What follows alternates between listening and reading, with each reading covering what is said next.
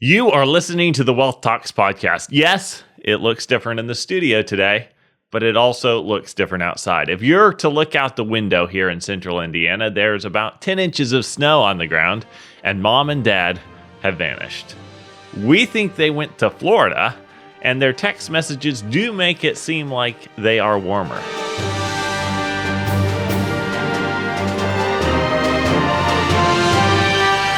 Since Mom and Dad aren't here, there were 2 empty seats in the studio.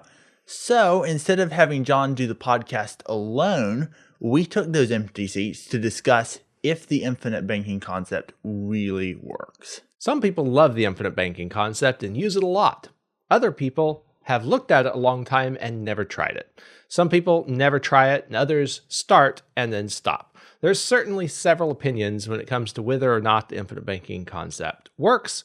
Today, you're going to get to hear our opinions. I think the most common regret or complaint we hear about the infinite banking concept is people who have just learned about the power of how whole life insurance works and how the infinite banking concept works. And they say, I wish I would have known about this sooner. We hear that a lot. We hear it an awful lot. And that's something that we really can't say, in all fairness. I mean, I first heard about it when I was a teenager, so that's pretty close to inception. But I heard it from a 19-year-old once, and that was a little too early. So Jordan, our youngest brother, he'd be the only one that does not have that excuse, period. But really, I don't think the three of us really have it either, because we learned about it so early on. We grew up. We practically grew up on the infinite banking concept. Yeah, infinite banking concept and the Oak Ridge Boys. Okay, true. Infinite bank. Oak Ridge Boys. We listened to the Oak Ridge Boys a lot growing up. I don't know, do you ever listen to the Oak Ridge Boys? But we grew up on their gospel albums, which have some fantastic songs on there, like King Jesus. That's what I always think of when I That's think my of the Oak favorite. Ridge Boys. I love that song. And I think that's different for our family because obviously the Oak Ridge Boys hit that kind of made them popular, I think, is Elvira. I had never heard Elvira before. We listened to them a lot. When I think of Oak Ridge Boys, I think of Daddy sweeping out the wood shop. He was wearing those Adidas with that little I know which silver ones button you're that talking got about. wood glue on them. The blue and red stripes. Yeah, and he would turn on King Jesus. So that's kind of the song I think of. But one night we're just like YouTubing Gaither and Oak Ridge Boys and Cathedrals, and you pulled up Elvira by the Oak Ridge Boys, and I'm like, I didn't know the song. And you go, this is the song that made the Oak Ridge Boys famous. The Oak Ridge And Boys. I had no idea. I remember the first time I heard Elvira, too. I was like, okay, so I preferred the stuff we had heard growing up. But recently, we just went down to the Oak Ridge Boys concert. This was really neat. They were on their farewell tour, and we noticed they were going to be right here close to us in Indiana, about an hour away. Brown County, what is it? Music Brown County Center, I think. Music Center, is it? Yeah. Anyway, just south of us is Brown County in Indiana, and they were going to be there doing a Christmas show. And we saw that, and it's a farewell tour. We'd never seen them live in concert before. And so we decided we should really go see them while they're still singing. And now one of the guys, the Joe. the high tenor, he's died. He died last Last that would year. be 2023. 20, So it was the year before we heard him, because we just heard him in December of 24. But so they have a different guy there singing it, but the other three are still original, and that was incredible. It was. And I remember I was looking at them on the stage, and the tenor's on the left, bass is on the right. And it's just such an interesting assortment of people because, I've seen rock bands and they're all kind of similarly dressed. They look like maybe they all grew up in the same studio or on the same block. But you have Ben James, who wasn't original because he filled in when Joe died. But he looks like he could be the music pastor at a big church. And then you have Dwayne Allen. He's like corporate America, tie and suit. And then you have Sturban, who looks like he could have ridden in on a Harley. Long hair. Oh, not Sturban. No, William Lee Golden. William Lee Golden. Yeah, Hat, hair. all kind that. of the mountain man. Yeah, mountain man. And then you have Richard Sturban, who looks like an entertainer. The sequins on the jacket, a little glittery. Which, interesting, I didn't know this until we went to the concert, but Richard Sturban used to sing for Elvis Presley, which I thought was incredible. So he still got a little bit of the glitter and the glam. I don't know if that came from his Presley days, but that was kind of interesting. He can sing good bass. He can sing great bass. I mean, that guy, what was he? Did we look up at 85 years old now? He's in his 80s. I don't think he was the oldest of the group. So I think he was a little bit younger. Who was the oldest? I think it's William Lee Golden. I think he's 84. He was 84. Yeah. And Richard's just a little younger than him. Yeah. I mean, this guy's in his 80s and he can still, drag the bottom on those deep notes. It's incredible. And I think they all looked pretty much the same, except they just looked a little bit older, a little bit grayer. That was incredible. Sturbin still is the papa, mau, mau. You kind of look. Yeah, he still makes the same moves, maybe a little bit stiffer, but it was really something. But so getting back to what we were talking about, life insurance and the infinite banking concept, that is the time when a lot of people think they're going to need life insurance, because a lot of people think life insurance is for when you die, and so you would expect to use it and hope to use it when you're older rather than when you're younger. But with the infinite banking concept, it's a little bit different. Your need for life insurance, starts immediately, and you want to have the death benefit there for when you need it, hopefully when you're older. But you want the life insurance for the life benefits even while you're younger. That's why all of us own life insurance, use the infinite banking concept. And you have the book there, John, that made us first aware of that. That's right. The Becoming Your Own Banker by R. Nelson Nash. It's called Unlocking the Infinite Banking Concept. That book kept us from playing on the beach in San Diego. It did. And I'm happy about it. I guess I was too young to stop playing on the beach. No, Dad was reading that book for the very first time on a vacation we took from Oregon, where we lived at the time, down to San Diego. And we'd driven down there, and I remember we stopped, I forget which city it was in, but we made the drive in 2 days. And we stopped that night, and Dad opened his suitcase in the hotel, and this is what I saw. I saw these $20 bills, I guess, here on the back of the book. That's what I remember. That is my first image of this book. That picture right there laying on top of Dad's suitcase. I think we stopped in Stockton. Okay, that sounds familiar. So anyway, Dad was telling me this book is exciting. Apparently, he had been reading it the night before while they were packing, because now Mom tells the story. She's trying to pack, and Dad's saying, now listen to this. And he'd read a section of the book. Well, that didn't stop there. Dad was saying, so Dad opened his suitcase, and I see this book, and he says, I think this book has some stuff we've been looking for a long time. I think this has some answers to put some ends together. So that was the night in between. When we got to San Diego, it didn't stop. Dad was excited because then he could read the book. And so he would say, as we were getting ready to go out and play on the beach, he would say, come here, boys, listen to this. And so John and I think Jesse would come in, listen while he would read us a section of the book. And I remember being excited because Dad was excited, but not thoroughly understanding it for myself at that point. Since then, it has made a lot of sense to me, and we got started at a very young age, which is the whole reason why we say we don't have the excuse of, I wish I would have known about this sooner. No, I don't think so. The infinite banking concept is a process, not a product. It's a way of thinking, and by changing your thinking, you can change who you borrow money from and repay it to. And if you do that honestly, you can earn the money you would have paid to somebody else in interest. That's right. It's coming to realize that any money you use has a cost to it. If you take a loan from the bank, you expect to pay them interest. If you take a loan from somebody private, you expect to pay them interest. Whether it's a line of credit, whether it's a personal loan, whether it's a credit card loan, you expect to pay interest. But when you use your own money, chances are most people, if they haven't been taught any different, will not pay themselves interest. You are discounting the worth of your own money if you do that. And so Nelson Nash came along, and he was an investor. He invested in real estate, including raw land. And he owed a lot of money in the 80s when interest rates went up. He owed about $500,000, he writes in his book, at, was it 23% interest? It was, because prime was 21.5% at that time, but because he wasn't prime, he paid 1.5% above prime, which took it to 23%. And he said the infinite banking concept, he writes this in his book, and he would say it in his seminars. He said the infinite banking concept was born between the hours of 3 and 4 in the morning, on my knees, praying, Lord, help me to get out of this mess that I created for myself. In the book, Becoming Your Own Banker, Nelson Nash talks about a grocery store and how when you sell a can of peas out the front door at 60 cents, you have to replace it at the back door for 57 cents. A lot of people are surprised at how thin those margins are, but margins are relatively thin in the retail business. He points out that if one can of peas is stolen, you have to sell 20 to make up for it because you're only making a profit of 3 cents per can of peas. That's very important because, and the analogy as it comes over to the infinite banking concept is that when you take a policy loan, you have to pay it back. Yes. We realized that early on with the infinite banking concept, and we used different software programs to try and track our loans.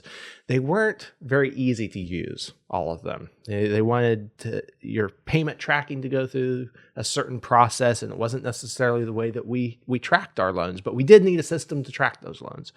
So one of the things I used my policies for is to take a policy loan and develop software to help track our loans in a simple format with all the different features that we needed for practicing the infinite banking concept. That's one of the ways that I've used my infinite banking policies, and I used the same system that I created to help repay those loans.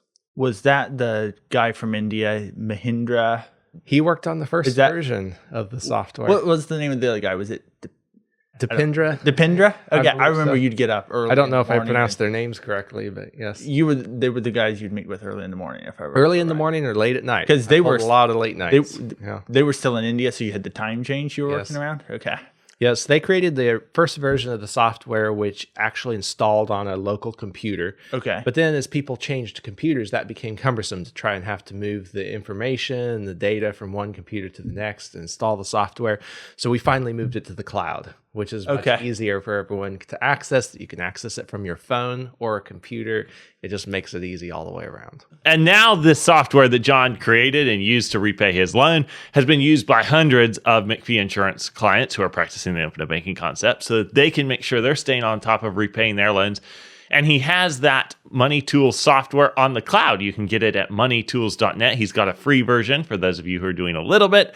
And then he's got paid versions for those of you that are doing a lot and want the corporate documents and all that stuff. And he has training videos for all of it so that as soon as you have an account, you can learn how to do every little piece you need to do. And they're easy to follow. The software is easy to use. It's wonderful. Fact is, you were telling me just the other day, you were talking with the CTO, which is Chief Technology Officer of a corporation, and he was delighted about using the software in yet another way of amortizing and keeping track of loan repayments. Line of credit style. Yes. Nice. So it's an awesome software for anybody who's using the infinite banking concept and wants to make sure they are paying themselves back and not stealing the peas, if you know what I mean, from the book Becoming Your Own Banker. I think that probably the most popular example in that book, Becoming Your Own Banker, is how a couple of twins each purchased an identical car. And Mr. Nash, in his book, he has a table that shows the inflows and the outflows of cash flow as these two twin sisters buy a car. One of them uses a traditional method of buying a car that anybody might use, and one uses the infinite banking concept by borrowing against her whole life insurance policy. And you can see how that turns out in the book. Well, a lot of people got excited about that because the twin who borrowed from her whole life insurance policy came out a little bit ahead.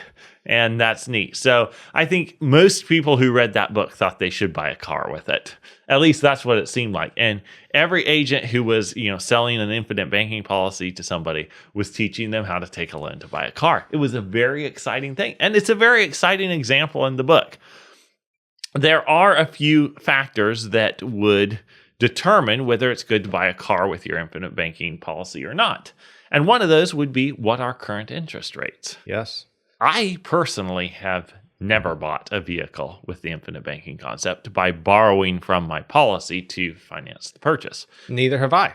When I bought my truck, the interest rate that I could get from the bank was 1.99%. So I chose to take the bank loan instead. I could have taken a policy. What was your policy loan rate at My that policy time? loan rates were about 5%. So 5% versus 1.99%. I'm going with the 1.99%, and I'm leaving the money that's in my policy there in my policy. So I'm not paying the policy loan interest. I'm still getting the policy growth on it. So in effect, I'm still practicing the infinite banking concept. That's a I'm good just point. using a That loan. is a good point. And I said I hadn't used the infinite banking concept to buy a vehicle. I have used the infinite banking concept. I just haven't taken a loan from a policy to finance the purchase. That is a big difference because remember, the infinite banking concept is not your policy. It's not a product. It is a process. And you should be able to critically think about 1.99% versus what was it, 5%. 5% at the time. And you could say, you know what? If I avoid paying the 5% and instead I only pay the 2%, then I will come out ahead financially.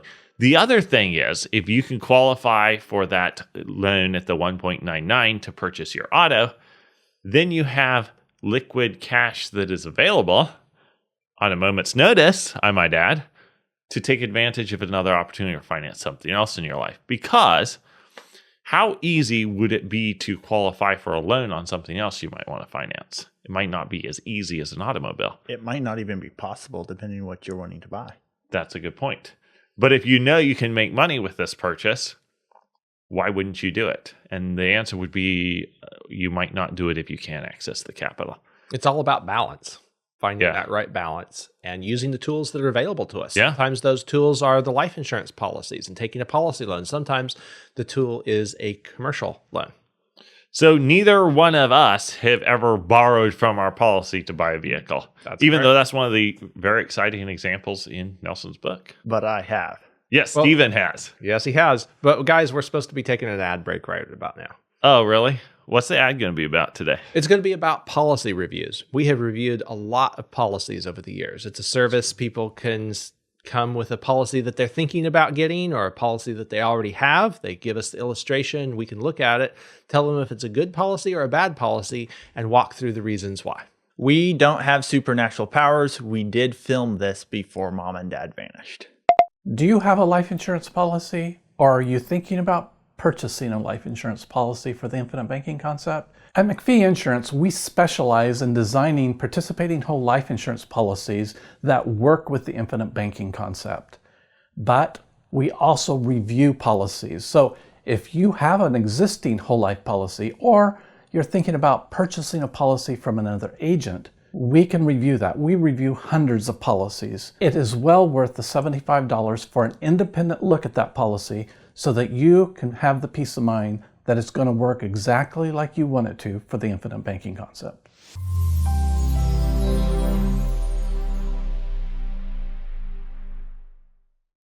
We are back from the break, so now you know we do policy reviews here at McPhee Insurance. I think the most rewarding policy reviews that we do are when somebody is getting ready to buy a policy that wouldn't be ideal for them, and we can save them a lot of time, money, and frustration by saying, oh, here, you should look at this, this, and the other thing. Just the other day, we were doing a policy review. I think Mom was doing the review, and she asked for the guaranteed values of the illustration. When she reviewed that with the person who was considering the policy, he said, I never saw this page. And that's illegal. You're supposed to show all the pages of the illustration, but I can't tell you how many times it happens where an agent trying to sell a policy will not show the guaranteed values, especially on an index universal life product, because the guaranteed values are not very impressive, honestly. That's one way of putting it. They tend to show the projections, which are very impressive, unless you know what those projections are being based off of. And they'll end up selling the policy on what I call the sales values, which really they're just the projected values, no guarantees whatsoever. So I think those are the most rewarding, where we can circumvent a crisis, a financial crisis down the road. It's hard to do the ones where somebody's invested several years and several $1,000s and it's not a good policy. It's kind of one of those things you just go in and, you're trying to be kind, but it's not good news anywhere. Sometimes there's a chance that somebody's young enough and healthy enough they can get the right policy still. And so that's, like It's like a silver lining, I guess, to the storm. But You can't certify what's in someone's heart. I mean, as insurance agents, you have to pass your test, and then you have to go through recurring training and ethics, and all of that's in there. But you see the agents who just circumnavigate that all the time. yeah. It's human nature. Some people want to do the right thing and other people don't. And I get it too. The people trying to buy the policy, they think they know what they want. They probably do. But then there's a lot of language around insurance. There is some new terminology. It can be a learning curve unless you're already familiar with that. I mean, if you don't know there are guaranteed values, how are you going to say, well, let me see the guaranteed values if they haven't showed them to you? Sometimes the guaranteed pages will be in the illustration that insurance agents provide, and maybe they're just not looking at those pages. And then the illustrations can be so long sometimes too that a lot of people aren't going to read them. So I was reading through that? an IUL contract one time. I read it all the way through because I was doing a video on it. And that thing just kept going and going. And if this happens, then we won't do this. Or if that doesn't happen, then we forfeit this clause section. It's like, wow, I'm an insurance agent. I do this every day. And I was even getting lost. So I had to go over to Dad and Christine. I was like, can you find Yeah. out what they're doing here? Because it's a sea of pages. yeah, it is. And you have some insurance exposure, and you have pretty much your whole life because you've been part of the family business. We talk about this at the dinner table, all that. Somebody that doesn't have that going into it, it's going to be a little bit rougher. So now, I mean, my heart goes out to these people, and it would be, I can't imagine having invested that much time and money into something and finding out it's not going to serve. Anyway, those are probably the worst reviews, but we get to do a lot of good by doing the policy reviews too. So it's a great service. I'm glad we offer it. It's fantastic. Well, we want to talk about how you bought your pickup with the infinite banking concept. They say there's two ways to buy a vehicle. You can pay cash or you can finance it. I had a credit score, but my credit score wasn't really something I'd earned because it was so new. It was more like a number the bank had given to me, and we're like, don't mess that up. So, I mean, red's over here on this side, green's over here. I think it was kind of in the middle. You were basically starting your financial life, right? Yeah, it's odd because here I've been, and I feel like I've been smart financially up to this point, but then all of a sudden you're not a name, you're a number. Yeah. So it was kind of funny. But I found my truck I wanted to buy, and it was private party, so we didn't have dealership financing, and I didn't even want to go seek a loan because I was under the impression the rates were not going to be pretty. So what I did instead is I borrowed money from mom and dad and some of you siblings. You had the money available. So I just paid cash for the truck. Then I took a policy loan, paid them off. And now I'm paying back my policy loan, and I'm paying myself a premium because I'm financing it. So I think my loan rate through the policy was 5%, but I used your Money Tool software to set up a repayment at 10 or 12%, I think. Yeah, because of that credit score, you wanted to make sure you're paying a little more. How long are you taking to pay it back? I'm going to pay it off in the end of 2026. So And you that- bought it in 23? 2023. Yeah. Oh, okay. So I didn't You're look doing at about a set 3 years number or of so? years. I didn't look at a set number of years. I just went to your software and I said, this is how much I want to pay per month, amortize it. Figured it out. And then it Yeah. amortized it out. So That is cool. You can work either way. You can decide how long do you want to take, and it gives you a payment amount, or you can put in the payment amount, and it tells you how long it'll take. something I like about your software too is I had that oil leak develop on my truck. Yeah, from the oil yeah. pan. There's a lot of leaks on these trucks. It's a 7.3 motor, very good motor. Yeah, if you know anything about the 7.3 Power Stroke, you know what he's got. Yeah, so it's actually in a 2003 truck too, which is the last year of the Power Stroke. That is the last year. Of the 7.3 You Power basically have the last of the best truck, diesel truck Ford ever made, probably. I actually think that's why it didn't sell sooner because it's listed as a 2003, which is also the first year of the 6.0, which had problems. Oh, that, yeah. And he didn't say 7.3 in the description. I asked for pictures under the hood and I recognized it. That's really good. And that's another point too. If you had gone and sought financing and had to qualify, the deal would have been gone. I'm sure. Totally. Yeah. So anyway, I looked at this oil leak. We fixed a few problems that helped, but I'm still getting an oil leak from my oil pan. And to do the oil pan seal, you have to pull the entire motor out of the truck. Right. So That was a project. it was a big project, and we were just getting ready to move to Indiana. So I kid you not, the truck is in the garage or the shop garage, and the people are coming through looking at the house, and I have the engine kind of pushed out of the corner, and the truck's a mess. This is the deepest I've ever gone mechanically before, so it's a little bit stressful. Our house sold fast. It sold like a week. It did. after we It sold put very up. fast. At the garage sale, the moving cell, it's pushed outside with towels over the engine bay. It was a little bit stressful. But while I was in there, I decided I want to fix some other leak problems too, and cash flow got a little bit tight. So I just went into the amortization software and I said, I'm skipping this month's payment. And it just adds it on the end, refigures the interest, however, and I didn't have to mess with all of that. So that was really nice. See, that's awesome. And Steven got the engine repaired, put back in his truck just in time to pull a 28-foot cargo trailer from Henderson, Nevada to Franklin, Indiana. That's 2,000 miles. Didn't have an issue. On the worst roads I've ever driven on. I-40, what a mess. Do not go I-40 if you can help it. It's terrible. I-40 is full of potholes. I mean, if you hate your ball joints, take your vehicle down that road. It's Yeah. awful. So, Right so after you didn't we have moved any there. problems with Nope. with your engine. I'll bet you were thinking about it though. Yeah, I was thinking about it, but it's kind of one of those things where it feels like if you think about it too long, it will go wrong. So you're just like, road. And I had loose steering at the time, so trying to keep it straight down this 2-lane with semis on coming. full-time job. I had enough to worry You about. already without have it your moving. mind full. Anyway, great story.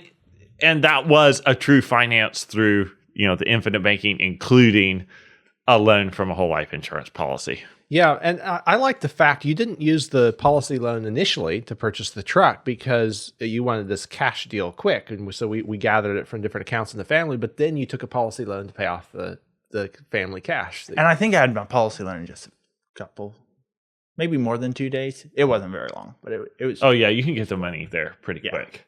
Yeah. That's interesting because even in this book here, Becoming Your Own Banker by Nelson Nash, he talks about one of his buddies, I think from the Air Force or National Guard, because he flew for both of those.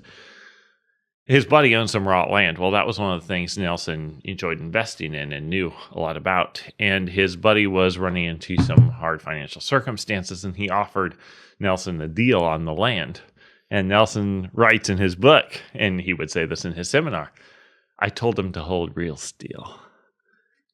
And he went and he took a policy loan from one of his State Farm policies. I think it was State Farm Yeah. at the time. State or Farm used to Equitable? be mutual policies company with that. and pay dividends. Did they And- really? Yeah.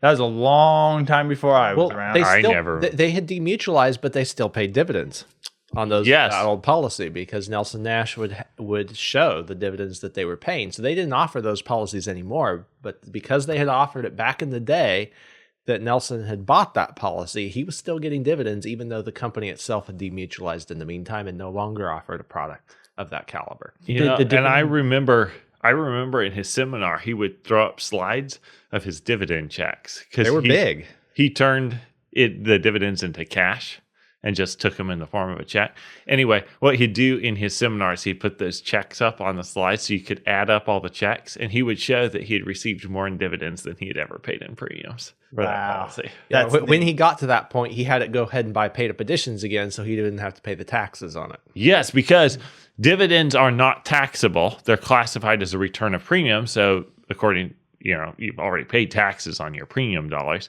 So if you're getting those back, you don't owe more taxes on them unless your dividends exceed premiums paid. So everything that you're pulling out. So everything you pull out when your dividends exceed premiums paid will be taxable.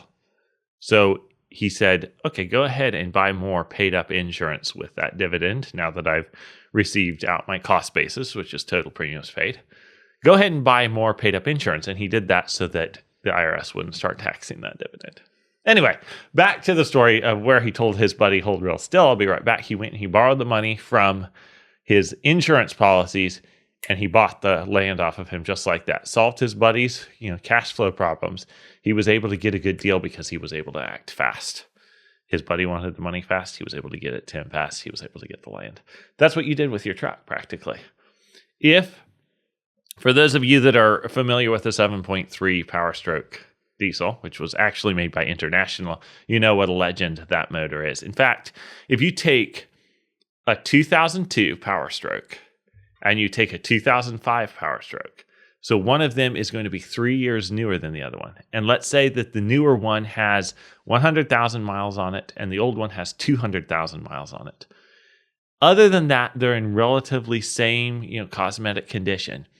You are going to get probably more than twice as much for the older truck with the 7.3 Power Stroke than you would the newer one with the 6.0. Definitely. So if anybody had discovered that was a 7.3 in that listing you found, the truck would have been gone just like that. Yeah. If you had taken your time to go and get the policy loan from your policy those 2 days, it could have been gone. If you would have tried to finance with a bank and had proof income and ability to repay and everything they wanted, the deal probably would have been gone. And the banks probably don't know anything about the 7.3, so they may not have wanted to loan on an older truck with high Exactly. mileage, or they may not have loaned as much as I wanted to buy the truck for. Right. They're looking at things like Kelley Blue Book and Yeah. their appraisal programs that says if the vehicle's worth this much, then it's worth this much on paper, regardless of the extra value that the engine might have. Yeah. And they didn't know the transmission had been rebuilt Sure. and that kind of stuff. So, yes, using the infinite banking concept is absolutely a process, not a product. You were using the whole life insurance policy. That's great, but that's not what made it work. It was your ability to be able to access cash immediately, pay that off, pay it back to yourself. You're going to have that cash again to use on something else. Would you tell the Important. story of how you used the infinite banking concept? That is a very similar story, actually, because same thing. 2 week window that all the equipment needed moved out of this one machine shop. They had 2 weeks before Amazon was coming in to take possession of the building. They needed the equipment gone. That was a $50,000 deal that Jesse and I did to purchase equipment. We bought it all as a package so that we could get the best deal possible, and then we sold off what we didn't need. We sold off, probably over half the equipment. And in that process, we were able to, just go in and pay cash for it and then repay our policy loans after the fact. That was a real fast turnaround time. We didn't amortize it over a long period of time because, we sold a bunch of the equipment, got a lot of that money back. I had other capital ready to go. So I just paid off the policy loan right away in my case because I didn't need to continue paying interest. I had money sitting around. I just, put it back in there. But think if you had followed conventional financial wisdom, you might have that money locked away in a 401k or an IRA. That deal wouldn't have happened. Because a lot of those places, people put those in just to avoid pain, I think. Because if you can defer your taxes, you don't have to think about them right now. And you remember that? You remember that? I know what you're talking about.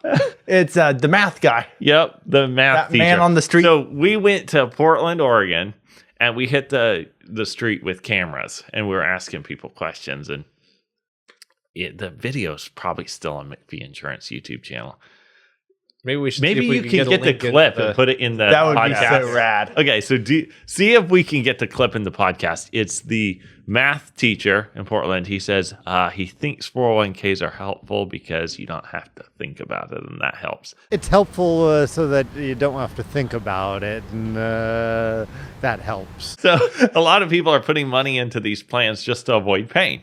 You don't have to think about it. It just does its thing. Lower your taxes today. Yep. I But think there's probably some peer pressure too. Like everybody else has done this. Everybody I know does this. yeah, what else? What better could I do? It's the responsible Yeah, thing to do. yeah. I'm an adult now. I should probably do it. And some people that are unhappy in their jobs, they're always thinking about retirement. And so Oh, they're yeah, thinking that in that too. channel. But I would Nelson says this in the book. He says, your need for cash while you're alive is greater than your need for a death benefit. And I would rather have access to the cash so I can do things with it, like buy machines that will save you time, make you money. Buy a nice truck that you find this great opportunity on. So And it doesn't mean that the 401ks and the IRAs are bad. It's just don't start there. Don't start by locking your money in jail for most of your life. that's it. You have to pay a penalty to get it out, which is basically like paying bail to get someone out of jail. Yeah, yes it is.